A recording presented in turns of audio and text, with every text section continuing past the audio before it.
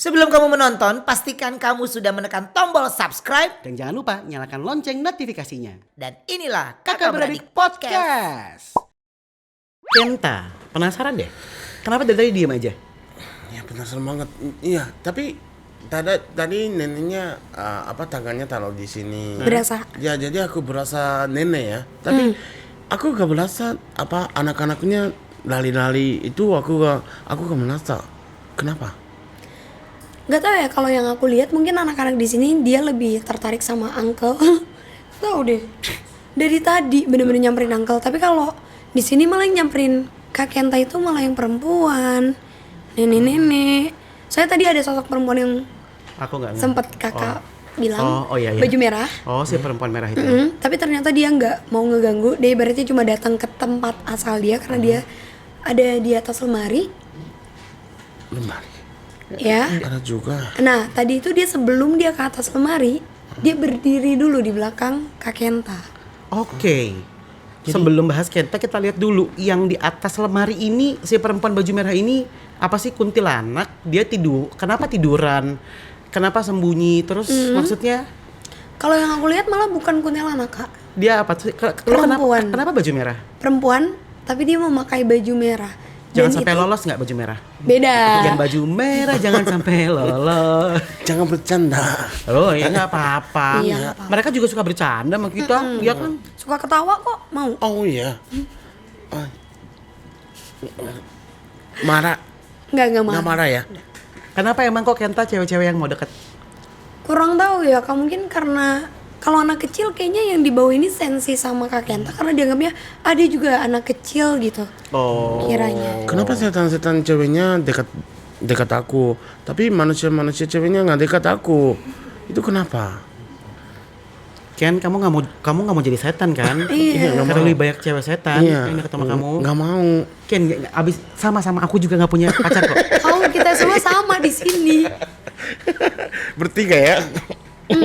Oke, kita mau liatin Kenta dong Oke. sekarang. Kalau tadi sih aku cuma ngeliat nggak tahu, tapi mamanya Kenta itu pernah punya. Terus aku nggak ngerti, kamu bisa jelasin sedikit kenapa tiba-tiba yang ada di mamanya Kenta kok ada di Kenta sekarang? Aku juga nggak tahu bentuknya Jadi apa. gini, Mama akunya masih hidup. Masih, tapi bukan mama kamu, tapi penunggu yang jagain mama kamu. sosok yang menjaga. Oh gitu. Jadi sebenarnya kalau yang aku lihat kan masing-masing orang itu emang ada yang ngejagain. Ada yang secara keturunan, ada yang dia memang ingin menjaga. Oh ya udah aku nyaman, makanya aku mau ngejagain dia. Kalau yang aku lihat yang ikut di mamanya Kak Kenta itu mungkin kan bukan cuma satu sosok. Ya. Makanya dia ikut ke Kak Kenta, pindah gitu. Karena dia ngerasa bisa interaksi. Sosoknya kayak gimana? Kalau yang ini sih yang aku lihat sosok ibu-ibu juga ya yang ngejagain dia. Ibu-ibu tapi senyum terus. Bener-bener senyum terus, makanya aku tahu. Karena katanya Kak Kenta itu anaknya teledor banget. Gampang lupa. Iya. Jadi terus juga kenapa tadi kita sempat bahas kalau Kak Kenta itu orang yang pemikir. Karena ketika dia memikirkan sesuatu, Kak Kenta itu nggak gampang untuk cerita sama orang. Dipikirin, dipendem, akhirnya nanti gampang jadi aduh pusing, kepala sering pusing. Iya. Soalnya itu yang disampaikan sama yang ngejagain. Katanya suruh kasih tahu juga kalau Kak Kenta nggak bisa terus-terusan kalau misalnya ada satu masalah dipikirin terlalu berlarut. Tapi baik kok, positif. Kak Kenta tahu tentang Zashiki Warashi? Iya tahu. Zashiki Warashi tahu. Oke. Itu kan makhluk yang memberikan keuntungan apabila kita menemui dia kan. Nah, sosok yang menjaga kakak dan keluarga kakak ini dari daerahnya Zashiki Warashi. Dari Jepang dong berarti ya? Iya. Ya Zashiki Warashi itu kalau ini bisa lihatnya anak-anak aja. Kalau jadi dewasa itu gak bisa lihat. Karena cuma apa pure heart gitu yang bisa lihat ya. auranya. Dan kalau bisa ketemu sama Zashiki Warashi itu jadi bahagia. Jadi iya. Kayak rezekinya panjang dan lain-lain. Iya. Pokoknya positif banget. Oke. Positif banget. Iya, Kalau- ini juga positif. Oke, kalau di Jepang tuh pernah kayak ada palasik gitu nggak sih? Kita pernah dengar nggak ceritanya?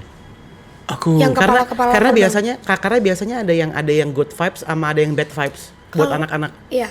Kalau yang bad, kalau yang aku lihat ya Kak dari Jepang itu, aku nggak tahu tapi aku tergambarkan satu sosok itu dia seperti perempuan, rambutnya panjang, tapi kepalanya bisa memanjang gitu. Dari hutan. Iya, kepalanya panjang Iya, banget gitu. ada, Ya makhluk ada. yang gitu, kepalanya bisa panjang Iya, banget. ada. Benar ada ya. Iya. Itu Kita- dari zaman dulu banget. Kenta pernah lihat? Aku belum pernah lihat. Mau lihat? Nggak mau lihat. Tidak mau lihat sampai selamanya. Aku kasih tahu Nggak mau kasih tahu. karena Nggak, iya. enggak gini. Karena tadi kita udah jadi kakak beradik karena tadi kita udah ngobrol pada saat break di menuju ke season 2 kita udah ngobrol abis ini mau ngobrol sama Marsha. Kemudian Frisly panggil, "Marsha sini, mau ngobrol," kata dia gitu. Marshanya masuk, terus yang lain ikutan naik. Jadi sekarang Ada banyak di sini. kita lagi penuh banget sama mereka. Penuh. Bentar. Marsha ini bukan satu orang. Enggak. Marsha ini satu. Marsha ini satu. Tapi Marsha dari tadi jagain di pintu ya. Mm-mm. Begitu Marshanya masuk, Yang lainnya ikutan masuk. ya.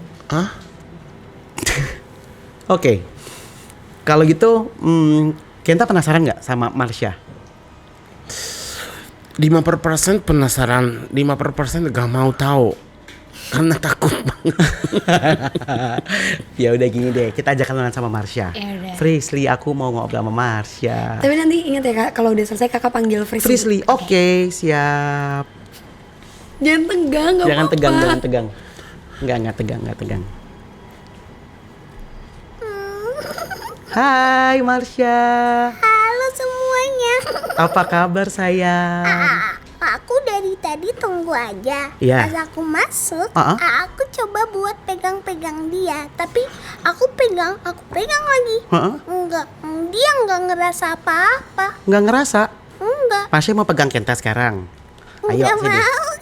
Ayo, ini mau pegang nggak sama aku? Tuh. Ini namanya Marsha Uncle Kenta. Kamu kenapa takut sama aku? Gak takut. Aku tidak takut. Emang Uncle Kenta kan takut banget ya Marsha ya? Iya takut. Soalnya yang lainnya jadi pada menunggu di belakang. Belakang Kak Kenta kan? Iya. Nunggu apa? Oke, Marsha, Kak Kenta nanya tuh katanya di belakangnya Kak Kenta ada apa aja? Itu ada yang dari bawah, ada yang dari dekat kulkas putih, Oh, ada juga yang tadi dari luar, dari samping. siapa itu?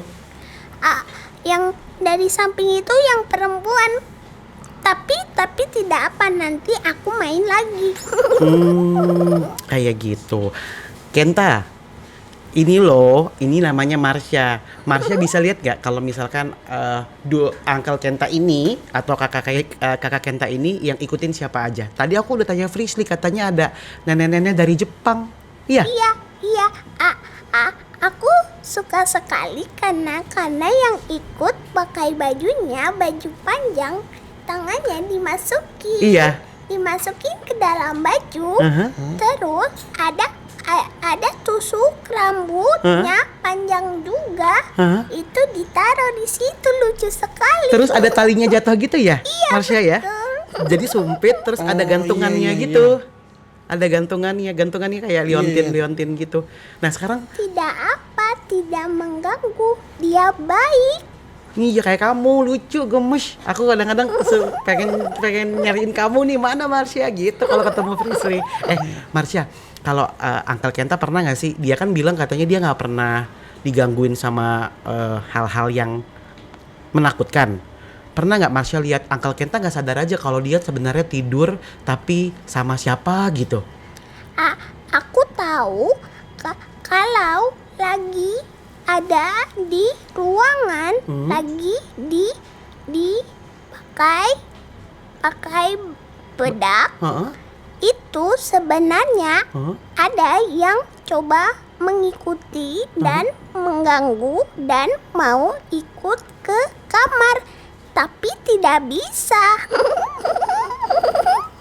Di tempat kamu. Katanya kalau kamu lagi mau pakai, kalau di depan kaca, ini aku jelaskan ya Marsha ya maksudnya ya. Iya. Jadi di depan Kenta ada kaca nggak di depan? Ada. Terus itu tepat kalau Kenta lagi siap-siap itu, terus di depannya tuh kayak ada parfum dan lain-lain. Mungkin bisa kita bilang meja rias. Nah itu di situ ada. Terus dia sering mau ikut Kenta ke dalam kamar kalau mau tidur.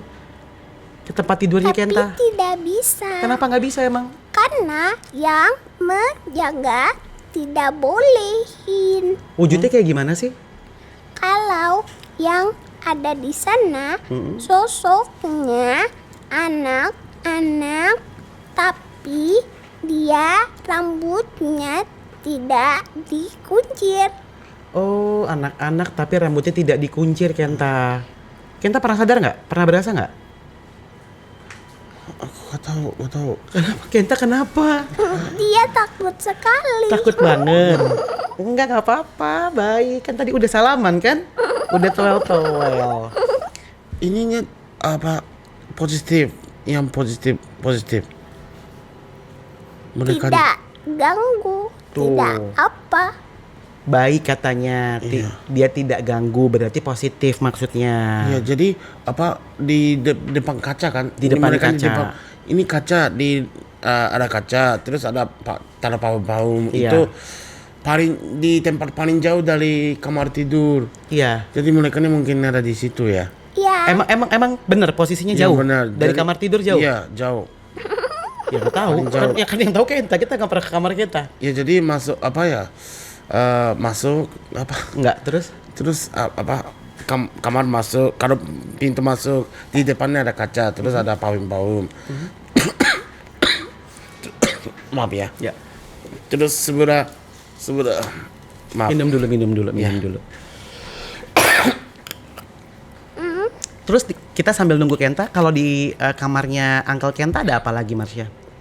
tidak banyak karena tidak boleh sama yang jaga, tidak boleh sembarang. Tidak boleh itu artinya apa? Kenapa tidak boleh? Karena yang menjaga Kenta itu seorang ibu yang hatinya baik. Dia menjaga Kenta gitu. supaya Kenta tidak takut, supaya tidak. Siapa tuh? Ya, suaranya dengar. Marsha, tadi ada suara. Ada yang Iya, aku juga dengar. Aku juga dengar. Yang teriak. Ada perempuan yang menjadi korban di zaman dulunya ketika aku juga ada perempuan itu dibunuh. Lalu tadi dia mencoba menangis dan meminta tolong. Kenta dengar nggak tadi? Iya. Tapi aku dengarnya bukan nangis kan? Iya. Gitu. Seperti sedang berlari. Iya, sesegukan. Tepatnya sesegukan tadi. Oke. Lebih menarik lagi sekarang kita lihat sambil ngobrol sama Marsha. Kalau di apartemennya Uncle Kenta tadi nggak ada apa-apa dan syukur gitu sosok yang ada bersama Uncle Kenta ini adalah orang yang baik. Walaupun kayaknya memang bahasanya dia bisa bahasa Indonesia. Nggak bisa kan? Tidak. Dia cuma gitu aja kan? Iya. Iya, jadi yang ada di Kenta ini kayaknya ya kalau kayak yang tadi Marsha bilangin dia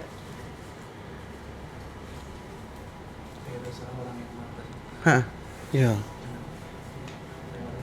Oke.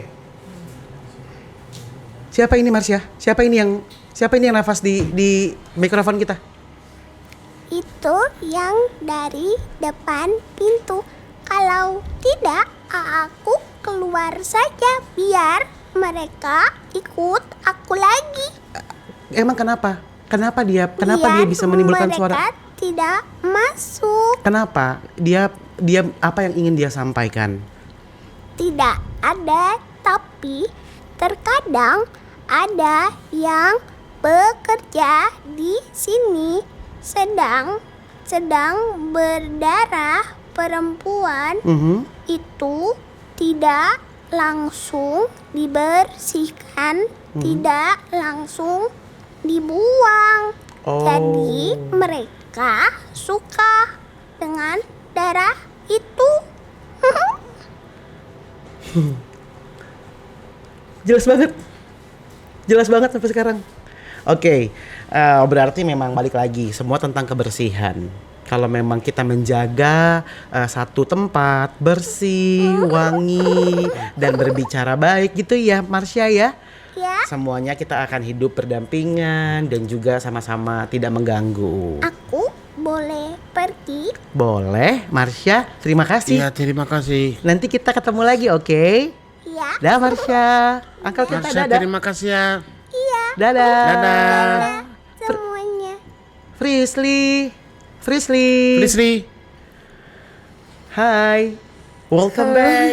Welcome back. Oh my god, aku tadi coba buat ngelihat ke bawah. Apa yang kamu lihat? Sebenarnya enggak sih, sebenarnya